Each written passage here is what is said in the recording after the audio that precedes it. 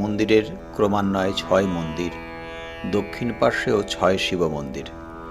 শরতের নীল আকাশ চিত্রপটে ভবতারিণীর মন্দিরের চূড়া ও উত্তর দিকে পঞ্চবটী ও ঝাউ গাছের মাথাগুলি দেখা যাইতেছে।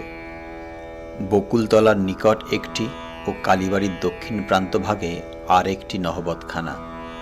2 নহবতখানার মধ্যবর্তী উদ্যান পথ, ধারে ধারে সারি সারি পুষ্পবৃক্ষ।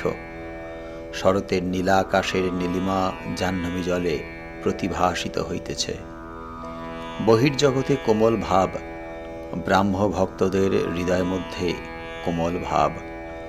ঊর্ধ্বে সুন্দর সুনীল অনন্ত আকাশ, সন্মুখে সুন্দর ঠাকুর বাড়ি, নিম্নে পবিত্র সলিলা গঙ্গা, যাহার তীরে আর্য ঋষিগণ ভগবান চিন্তা করিয়াছেন।